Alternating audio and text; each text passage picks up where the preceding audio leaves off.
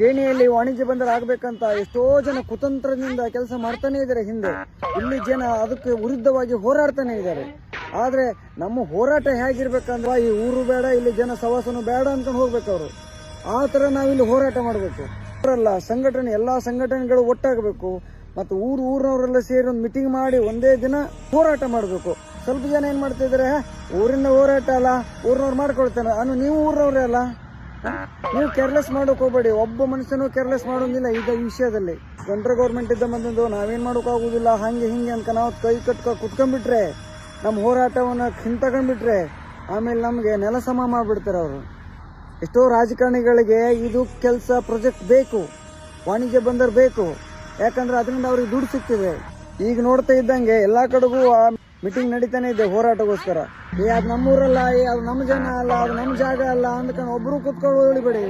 ನಾಳೆ ನಿಮ್ ಬುಡಕೆ ಬರ್ತಿದ್ದೋ ನೆನ್ಪಿರ್ಲಿ.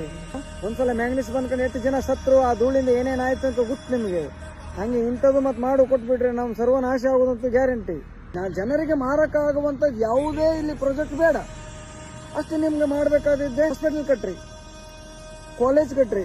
ಇದಷ್ಟು ಎಲ್ಲರೂ ಹೋರಾಟಕ್ಕೆ ಸಿದ್ಧರಾಗಿರಿ. ನಮ್ಗೆ ಇಲ್ಲಿ ವಾಣಿಜ್ಯ ಬಂದರೂ ಬೇಡ ಅಷ್ಟೇ.